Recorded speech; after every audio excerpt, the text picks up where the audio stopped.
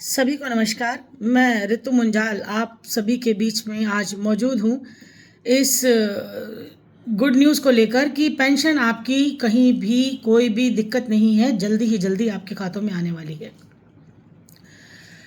Pension के बारे में जब भी मैंने जितनी भी जानकारी दी है उनमें कोई दिक्कत नहीं है, ना ही उनमें कोई दो राय है कि आपकी पेंशन नहीं आएगी या आपकी पेंशन आपके खातों में लेट हो रही है। उसके लिए सिर्फ प्रॉब्लम यही है कि आपस में जो ये सत्ता है ना, सत्ता के जो सत्ताधीन हैं वो आपस में फ़ाइट कर रहे हैं। चीफ सेक्रेटरी एलजी से बात कर रहे हैं और एलजी चीफ सेक्रेटरी से बात करने के बाद ट्रांसपोर्ट मिनिस्ट्री में बात चल रही है। ट्रांसपोर्ट मिनिस्ट्री में बात होने के बाद अभी केजरीवाल साहब के पास फाइल अटकी, ये आपस में ही एक कंधे से दूसरे कंधे पर बंदूक रख रहे हैं। और बात कुछ भी नहीं है, आपकी पेंशन बहुत जल्दी आपके खातों में आ जाएगी। पैसा रिलीज़ हो चुका है, आप विश्वास कीजिए और मानिए इस बात को। 2 दिन लगे, 10 दिन लगे, 3 दिन लगे, कल आए, परसों आए, मैं आपको टाइमलाइन नहीं दे रही हूँ। मैं सिर्फ इतना बता रही हूँ कि आपकी पेंशन, आपके जीने का अधिकार आपको मिलकर रहेगा। और क्योंकि आपने इतना समय डीटीसी विभाग को दिया है, दिल्ली ट्रांसपोर्ट कॉरपोरेशन को दिया है, आप लोगों को टाइम से पेंशन मिल रही थी, लेकिन दिल्ली सरकार और केंद्र सरकार की आपसी जद्दोजहद जो चल रही है उसके बीच में पिस रहे हैं डीटीसी के रिटायर्ड कर्मचारी और उनके परिवार, उनके बच्चे, उनके लीगल एयर्स, उनकी विधवा वाइफ्स और उनके बच्चे। तो आप इस बात को समझिए, मानिए और हौसले को बढ़ाते हुए, थोड़ा सब्र को बढ़ाते हुए हौसला रखिए कि काम हमारा हो रहा है, हो चुका है। 2 महीने की नहीं, 3 महीने की इकट्ठी हो गई, अब 4 महीने की इकट्ठी हो गई, 5 की, ये सारा पैसा आप ही का और आप ही के खाते में आना है। अब मैं ये कह दूं कि हाँ जी 5 महीने की इकट्ठी आएगी, फिर मैं ये अगर मान लो 2 महीने, 5-6 महीने तक नहीं आई, 7 महीने तक नहीं आई, फिर आप कहोगे कि मैम आपने तो झूठ बोल दिया, झूठा बयान दे दिया। देखो बयान झूठे नहीं है, हम लोग झूठी बात कभी करते भी नहीं हैं, क्योंकि आप लोगों से झूठी बात करने का मतलब क्या होगा? आप लोगों से झूठी बात करने का मतलब होगा खुद को धोखा देना।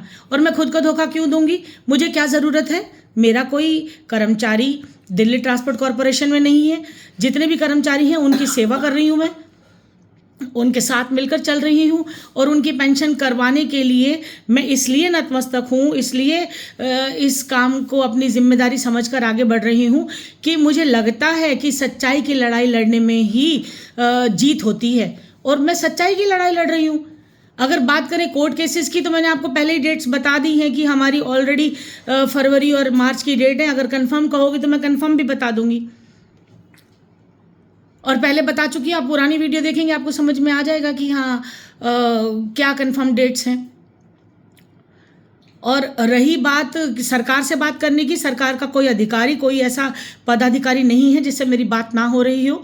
सभी मुझे एक ही आश्वासन दे रहे हैं कि मैडम पेंशन आपको ज़रूर मिलेगी, इन कर्मचारियों को ज़रूर मिलेगी, और आप लोग थोड़ा सा सब्र बनाए रखें, क्योंकि फाइनेंस मिनिस्ट्री का, सेंटर और स्टेट गवर्नमेंट का, जैसे मैंने आपको पहले भी बताया था, आपस में फाइट चल रही है। और जो ये ईपीएस वाली पेंशन है ये भी गलत मिल रही है और गलत जा रही है। इस ईपीएस पेंशन में भी आपको पता है कि आपको सीधी डीटीसी से पेंशन मिलनी चाहिए। दिल्ली सरकार को आपका जिम्मेदारी बनते हैं आप लोग, और आपको दिल्ली सरकार ही पेंशन दे, क्योंकि दिल्ली ट्रांसपोर्ट कॉरपोरेशन दिल्ली सरकार के अंडर में आता है। और अगर कहीं दिल्ली सरकार के पास फंड्स की कमी पड़ती है या किसी तरह से उनके पास पैसा नहीं है तो वो फाइनेंस मिनिस्ट्री से अप्रोच कर सकते हैं। अप्रोच हो चुकी है, फाइनेंस सेक्रेटरी को कोर्ट में भी तलब कर लिया है। और आपकी जो मेडिकल स्कीम है, कैशलेस मेडिकल स्कीम, उसके लिए भी आप लोगों को पता ही है कि जो हमारी डेट है उसमें इम्प्लीमेंट ऑफ पार्टीज हमें बनना ही पड़ेगा।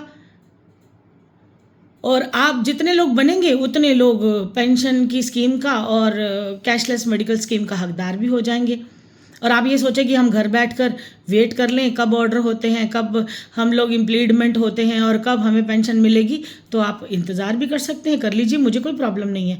लेकिन जब तक आपकी फ़ाइल बन के कम्प्लीट होकर हाई कोर्ट में नहीं जाएगी, मिनिस्ट्री में नहीं जाएगी, तो उनको कैसे पता चलेगा कि आप इस पेंशन की मांग कर रहे हैं और आपको मेडिकल स्कीम चाहिए। उनको तो लगता है आपके बच्चे बड़े हो गए हैं, वो आपको मेडिकल फैसिलिटीज़ प्रोवाइड करा रहे हैं, कहीं ना कहीं उनकी जॉब है और आपको चिकित्सा सुविधाएँ मिल रही हैं, और आपके पास इतना फंड है कि आप अपने इलाज खुद करा लें।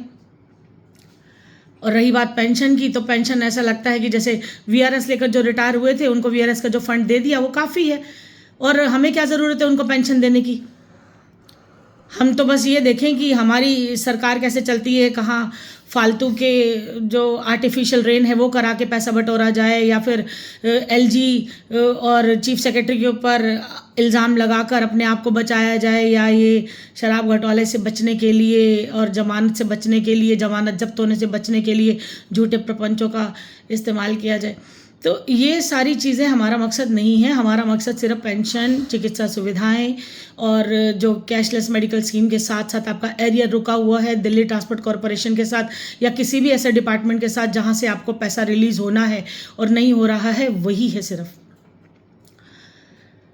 आपकी पेंशन आपको हर हाल में मिलेगी। थोड़ा देर सवेर हो रही है, दिवाली पर नहीं दे सके वो लोग क्योंकि फाइनेंस मिनिस्ट्री ने डिसीजन नहीं लिया, चीफ सेक्रेटरी के ऊपर इल्ज़ाम लगा दिए और ट्रांसपोर्ट मिनिस्ट्री ने धोखा दे दिया, और आपके केजरीवाल साहब ने भी आपको 2 बार बयान दे के ये कहा कि मैं पेंशन दे दूंगा लेकिन नहीं दी। और मैंने जब बात की इन मिनिस्ट्री से तो मैडम हम दे रहे हैं, हम रिलीज़ कर रहे हैं। संजय सक्सेना जी से भी अभी 2 कर्मचारी जिनको मैंने स्पेशली भेजा था और ये कहकर भेजा था कि क्योंकि उनको जिंदा को मुर्दा किया हुआ है, वो लोग जिंदा हैं और दिल्ली ट्रांसपोर्ट कॉरपोरेशन ने उनको मुर्दा किया हुआ है और ये कहा है कि आप अपना डेथ सर्टिफिकेट जमा कराइए क्योंकि हमारे रिकॉर्ड में तो आप जिंदा ही नहीं हैं। तो ऐसे लोगों को जब मैंने भेजा वहाँ, तो वहाँ संजय सक्सेना जी स्वयं मिले, 40 मिनट उनको बिठाया, चाय पिलाई, बात करी और बहुत अच्छे से समझाया कि हम लोगों को आपकी पेंशन रोकने के लिए कोई प्रॉब्लम नहीं है, हम पैसा दे रहे हैं लेकिन फाइनेंस मिनिस्ट्री में दिक्कत आ रही है, वहाँ से फंड रिलीज़ नहीं हुआ है और अगर रिलीज़ जितना भी हुआ है वो हम बहुत कम लोगों को दे पा रहे हैं। अभी वो कम लोग भी मेरे पास नहीं आए हैं जिनको पेंशन मिल गई है। तो आप लोगों से निवेदन है कि सिर्फ वही लोग मुझे कॉल करें, मैसेज करें, कॉल भी ना करें, सिर्फ मैसेज करें, व्हाट्सएप के माध्यम से बता दें या यूट्यूब में आप मैसेज लिख के माध्यम से बता दें कि हमारी पेंशन आ गई है। और जिनकी नहीं आई है वो कॉल करके बात ना करें क्योंकि आपसे ज़्यादा जागरूक मैं हूँ। आप लोगों से ज़्यादा मुझे प्रॉब्लम है और मुझे तकलीफ़ है और मैं दर्द ज़्यादा फील कर रही हूँ क्योंकि मुझे पता है कि किस तरह बुज़ुर्ग होने के बाद, 60 साल की उम्र होने के बाद, बुज़ुर्गों को रिटायरमेंट के बाद और अच्छे से नौकरी करने के बाद, सरकारी अफसर की पोस्ट से रिटायर होने के बाद पेंशन ना मिले, मेडिकल फैसिलिटीज़ ना मिले, तो सरकार के ऊपर जो लानत देते हैं और जो लानत बनती है वो इसके लिए कौन जिम्मेदार है। इसके लिए मैं सब जानते हुए मैं आप लोगों की मदद कर रही हूँ।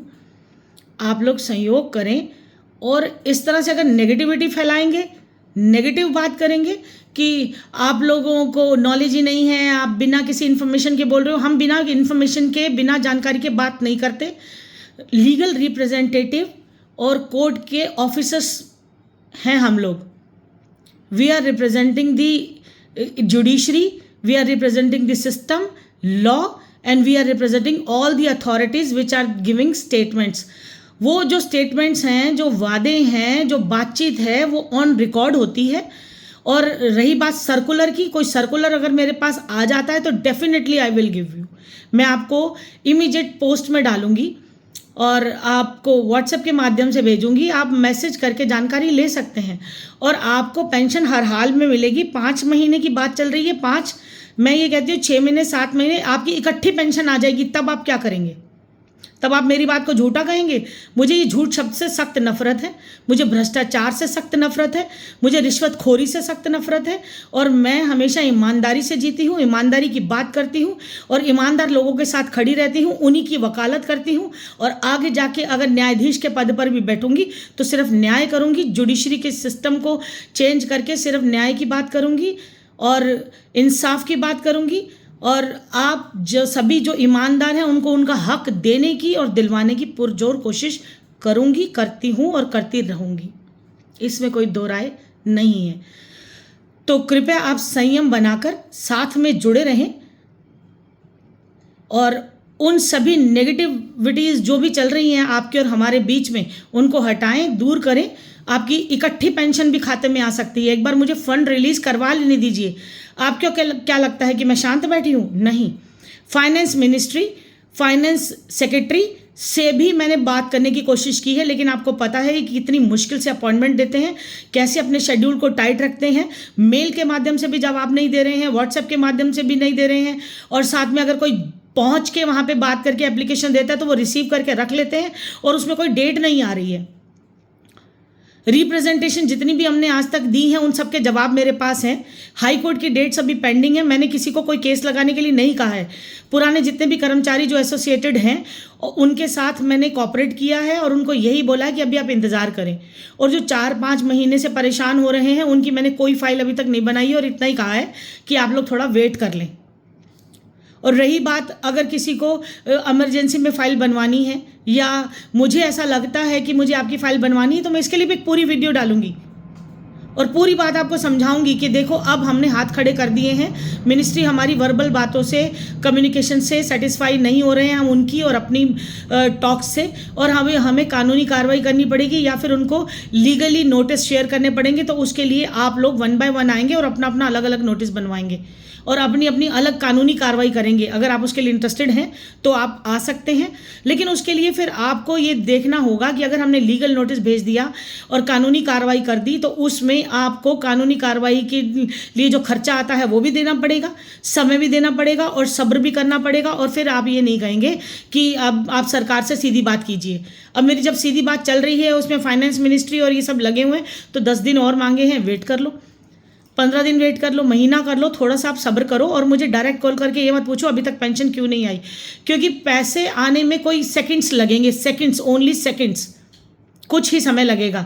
लेकिन इनकी जो आपस में डबल पेंशन स्कीम चल रही है या कह लो old pension scheme, new pension scheme, और ये जो मंथन चल रहा है कि ईपीएस वाली पेंशन जो कि कॉन्ट्रीब्यूटरी फंड से दी जाती है उस पर मंथन चल रहा है। डीटीसी के रिटायर्ड कर्मचारी जो वीआरएस लेकर रिटायर हुए हैं वो फंड ले चुके हैं, उनका हिसाब कैसे किया जाए, उनको कैसे पैसा दिया जाए, इन सब बातों पर मंथन चल रहा है। और मंथन के तहत मैंने तो सिर्फ यही कहा था कि जितने कर्मचारी आपके पास ऑलरेडी पेंशनर्स हैं जो क्लियर कट आप पेंशन उनको दे रहे हैं उनकी तो कम से कम मत रोकिए।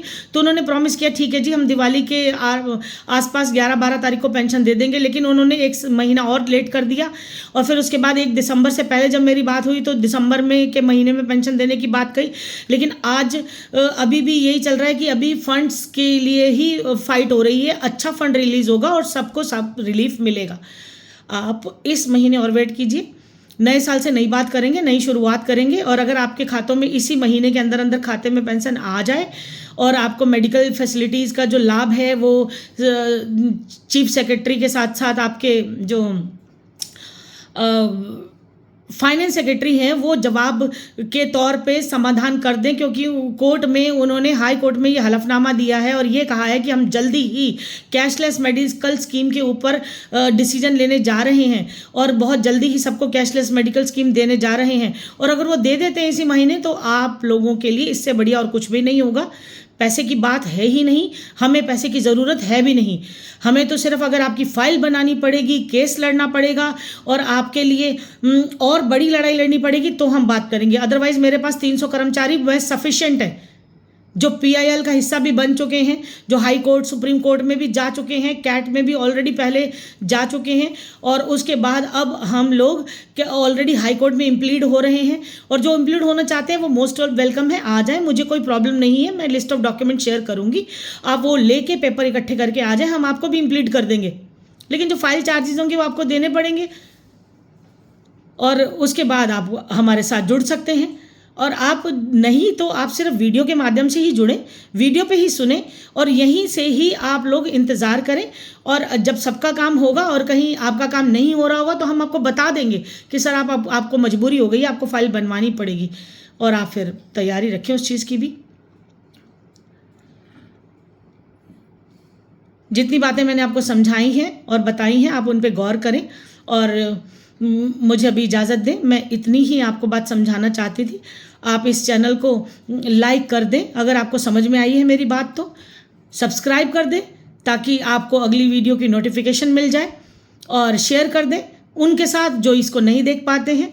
उन बच्चों से बार बार बोलूँगी जिन बच्चों को मोबाइल चलाना आता है, मोबाइल यूज़ करना आता है, यूट्यूब पे सारी वीडियोस देखनी आती हैं, तो वो कम से कम अपने बुज़ुर्गों को, अपने माता पिता को, अपने दादा दादी को कम से कम ये दिखा तो दें और बता दें कि आपकी पेंशन से मुतालिक जो भी वर्किंग है वो चल रही है, चाहे वो कोर्ट के साथ हो या सरकार के साथ हो। रितु मुंजाल एडवोकेट मेहनत कर रही हैं, अपनी पढ़ाई के साथ साथ आप लोगों की सेवा में लगी हुई हूँ। जितना समय मुझे मिलता है। आप बार बार मुझे फ़ोन करके पूछ रहे हैं कर्मचारी मैडम आप वीडियो डालने वाली थी, आप डिटेल बताने वाली थी, आप जानकारी देने वाली थी। अरे जानकारी मेरे पास होगी तो मैं अपने आप ही दे दूंगी। मैं खुद कंट्रोल से बाहर हो जाती हूँ जब मुझे पता चलता है कि पेंशन आनी ज़रूरी है और पेंशन आ रही है, खातों में ट्रांसफ़र हो रही है। मैं रोज़ अधिकारियों से बात करती हूँ और वो मुझे खुद कॉल बैक करके भी बताते हैं कि मैडम इतनी फाइल अप्रूव करी हैं, अभी आज शिल्पा शिंदे जी छुट्टी पर हैं, अभी वो मैटरनिटी लीव पे हैं, या फिर वो अभी बात नहीं कर पा रही। संजय सक्सेना जी ने मुझे खुद बुलाया, खुद फ़ोन किया, खुद बात करी, खुद मुझे फर्स्ट अपीलेंट अथॉरिटी ने नोटिस भेजा कि आप आइए सो एंड सो डेट को इतने बजे 3:30 बजे आप पेश होइए। वहां मैं कर्मचारियों को लेके पेश हुई थी और फिर तब उन्होंने मुझे बताया कि जितने भी कर्मचारी ऑप्टेड हैं हम उनको पेंशन दे रहे हैं, अगर आपकी नज़र में कोई है तो आप भेजिए, हम उनकी पेंशन कर देंगे। अभी भी मैंने आपको बताया कि मैंने कर्मचारियों को लगातार भेजा है, पर आप मेरा नाम वहां जाके नहीं बताएंगे तो आपको कैसे पता चलेगा उनको कि आप मेरे साथ जुड़े हुए हैं। आप बताइए कि रितु मुंजाल एडवोकेट जो हमारा केस लड़ रही हैं, जो हमारी पैरवी कर रही हैं, हमारी मदद कर रही हैं, हमारे भले के लिए आगे बढ़ रही हैं, हम उनके बयान को सुन के, उनकी बात को समझ के आप लोगों के पास आए हैं और हम अपने दस्तावेज जमा करा रहे हैं और चेक करा के पूछना चाहते हैं कि हमारी पेंशन कितने दिन में आएगी। मैंने आपको नंबर भी शेयर किया था शिल्पा शिंदे जी के पीए साहब अनिल जी का, ताकि आप डायरेक्ट पूछ लें। कुछ लोगों के मैसेज आए कि उन्होंने 1-2 बार बात करी और बड़े अच्छे से बात की और उन्होंने कहा कि अभी 10 दिन रुक जाएं। कुछ लोगों के मैसेज आए कि उन्होंने कहा कि अभी चीफ सेक्रेटरी की वो बच्चे के खिलाफ मुकदमा बना दिया था और चीफ सेक्रेटरी और ट्रांसपोर्ट मिनिस्टर तथा चीफ मिनिस्टर साहब केजरीवाल के बीच में जो फाइट चल रही थी उस वजह से काम नहीं हो पाया और चीफ सेक्रेटरी की वजह से काम रुका हुआ है। तो मैंने वो भी आपको बता दिया था। मुझे अभी एग्जैक्ट जो भी नॉलेज मिल रही है, जो भी जानकारी मिल रही है, वो मैं आपके साथ शेयर कर रही हूँ। आपको अच्छी लगे तो आप समझिए, नहीं अच्छी लगती तो आप मुझे बार बार फ़ोन करके ऐसे हरासमेंट नहीं कर सकते और ना कीजिए। आपको जानकारी लेनी है व्हाट्सएप पे डिटेल छोड़ दीजिए अपनी, आपको फाइल बनवानी है डिटेल छोड़ दीजिए अपनी, आपको चैम्बर का टाइम मिल जाएगा, आपको बैठने का, मेरे साथ मुलाकात करने का समय मिल जाएगा। जो नॉर्मल चार्जेस होंगे आप पे कीजिए और कंसल्टेंसी लीजिए, सलाह लेके अपनी फाइल बनवाइए, आगे बढ़िए और केस लड़ने से आपको कोई रोक नहीं सकता, क्योंकि न्यायालय के दरवाजे तो सबके लिए खुले हैं। और मैंने आपको पहले भी बताया, ज़रूरी नहीं मैं एक ही एडवोकेट हूँ, बहुत एडवोकेट्स हैं। आप जाइए, आपके घर में परिवार में भी हैं, अगर कोई समझता है इस केस को और लड़ना चाहता है और उसे सारी जानकारी है तो आप उनके साथ आगे बढ़िए। हमारे साथ आगे बढ़ने में फ़ायदा यही है कि हम ऑलरेडी इस काम को कर रहे हैं और इस जंग को लड़ रहे हैं। मेरे इतने सारे सीनियर काउंसल्स हैं जो कि बड़े बड़े केसेस लड़ते हैं और बड़ी बड़ी इंडस्ट्रीज़ के, बिल्डर्स के और बहुत बड़े प्रोफाइल के केस सारे ब्यूरोक्रेट्स के, जर्नलिस्ट के और पॉलिटिशियंस के लड़ते हैं। लेकिन उनको जब जैसे ही पता चलता है कि हाँ डीटीसी कर्मचारियों की पेंशन का मामला है या उनके मेडिकल स्कीम से रिलेटेड कोई मुद्दा है या फिर उनकी कोई मार्शल की सैलरी नहीं आ रही है और डीटीसी के खिलाफ किसी भी तरह की कोई कार्रवाई करनी है, उनको रिप्रेजेंटेशन भेजनी है, उनको लीगल नोटिस इशू करना है या उनके लिए कैट में केस डालना है, हाई कोर्ट में डालना है, तो वो डायरेक्ट मुझे अप्रोच कर रहे हैं। फाइल भी आ रही है, सब कुछ आ रही है। आप थोड़ा इंतजार कीजिए, जिनकी 4-5 महीने की नहीं आ रही है पेंशन, और वो भी जो कर्मचारी वीआरएस लेकर रिटायर हुए हैं, हमारी फाइल हज़ारों बार जा चुकी है। मेरे पास एलजी साहब के यहाँ से भी जवाब आ गया है कि बीएस चौहान जी को भेज दी गई है, बीएस चौहान जी का भी जवाब आ गया है, मेरे पास ट्रांसपोर्ट मिनिस्टर का भी आ गया है। लेकिन ये गोलमोल बातें हैं जवाब में। अगर इसको कोर्ट में देना होगा तो जो डेट निश्चित है उस पर मैं दूंगी, और उन डेट्स की जानकारी अभी मेरे पास डायरी नहीं है, क्योंकि आपका बार बार कॉल आ रहा था, मैसेज आ रहे थे कि आप वीडियो बना के डालिए, इसलिए मैंने आपको बता दिया। और मैं कुछ दिन में जब इम्प्लीटमेंट ऑफ पार्टीज़ की एप्लीकेशन बन जाएंगी, सारी तैयार होके इन साल को सबको इम्प्लीट करने के लिए, मैं साइन करने के लिए अपने आप 1 by 1 बुलाकर ओके करूंगी, तब मैं आपको बता दूंगी नेक्स्ट डेट ऑफ हेयरिंग क्या है। लेकिन इतना बताती हूँ फरवरी और मार्च में है, तो फरवरी और मार्च से पहले जो नहीं इम्प्लीट हुए हैं वो इम्प्लीट कर लें खुद को। 15-20 हज़ार रुपये खर्च के भी अगर आप इम्प्लीट हो जाते हैं और हाई कोर्ट में खड़े हो जाते हैं तो ये बहुत बड़ा अमाउंट नहीं है। और आपको अगर एरियर आपका 30 साल की सर्विस है 30 लाख मिल रहा है, 35 साल की सर्विस है 35 लाख मिल रहा है, आपकी 35,000 पेंशन है, 30,000 पेंशन आ रही है, मेडिकल स्कीम की फैसिलिटी आपको पूरी मिल रही है और कोर्ट से मिल रही है, ऑर्डर के हिसाब से मिल रही है, तो आप करें उसको, उसके लिए कोई मना नहीं है। लेकिन नॉमिनल चार्जेस दें और आप आ जाएं।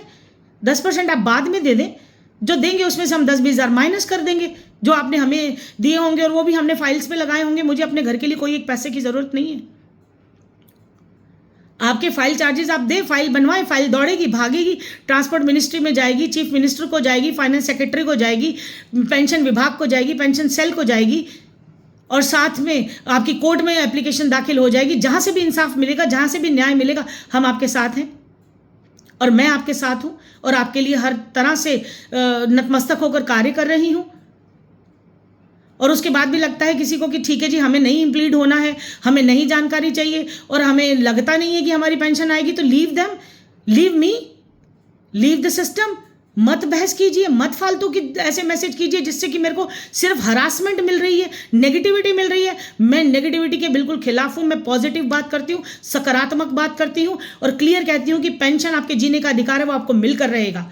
कैशलेस मेडिकल स्कीम आपके जीने का अधिकार है, वो आपको मिलकर रहेगा, चाहे वो कोर्ट से मिले, चाहे अधिकारियों से मिले, चाहे मिनिस्ट्री से मिले, सरकारों से मिले, केंद्र सरकार से मिले या राज्य सरकार से मिले।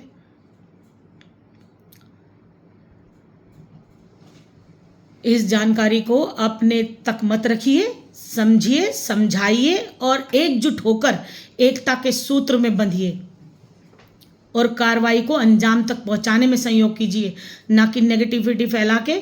खुद तो आप कुछ कर नहीं सकते, खुद तो आप कोई कार्रवाई कर नहीं सकते, आपके पास ना तो इतना पैसा है, ना आपके पास इतना समय है, लेकिन 2 सेकंड का मैसेज आपका मुझे हरास करने के लिए आप छोड़ देते हैं। उस मैसेज से आपको बेनिफिट नहीं मिलेगा और मैं उस मैसेज को पढ़ूंगी भी नहीं, क्योंकि मेरी सोच पॉजिटिव है और मैं जिस पॉजिटिविटी के साथ, सकारात्मकता के साथ काम कर रही हूँ, मुझे करने दीजिए। आपको प्रॉब्लम है तो आप बाहर हो सकते हैं। ऐसे ही मैं मिनिस्ट्री के साथ बात कर रही हूँ, ऐसे ही मैं राजनेताओं के साथ बात कर रही हूँ, ऐसे ही मैं पेंशन विभाग के साथ बात कर रही हूँ और ऐसे ही मैं कोर्ट में दलील देती हूँ।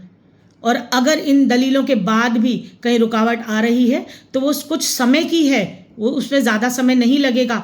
बहुत बहुत जल्द आप लोगों के खातों में पेंशन, आपका एरियर, आपकी मेडिकल फैसिलिटीज़ होंगी, ये मेरा वादा है। और जब तक नहीं होंगी तब तक ना मैं आपका साथ छोड़ूंगी और ना ही ये चाहूँगी कि आप मेरा साथ छोड़ें। सहयोग की ज़रूरत सबको होती है। ताली कभी 2 हाथ से, 1 हाथ से नहीं बजती, 2 ही हाथ से बजती है। ये बुजुर्ग, ये कर्मचारी, ये परेशान तड़पते हुए लोग ही मेरी ताकत हैं। अगर मैं इनको इंसाफ दिला पाई तो ही मैं कामयाब मानी जाऊंगी और मुझे मेरी कामयाबी पाने का एक जज्बा, एक जुनून मेरे अंदर है जो मैं इसको निभा के आगे बढ़ना चाहती हूँ। और आप लोगों का साथ ही मेरी सबसे बड़ी शक्ति है। आप हौसला तोड़िए मत, हौसला बढ़ाइए और साथ रहिए। इसी के साथ मैं अब अपनी वाणी को विराम दूं तो बेहतर होगा और आप समझ सोच के इंतज़ार के साथ मेरी वीडियो का भी इंतज़ार करें और मेरा सहयोग करें, साथ दें, कोऑपरेट करें, आगे बढ़ें। ज़रूर इंसाफ मिलेगा, न्याय होगा, जस्टिस होगा और आपके अधिकारों से आपको कोई वंचित नहीं कर सकता। नमस्कार, आपकी बेटी ऋतु मुंजाल। जय हिंद, जय भारत।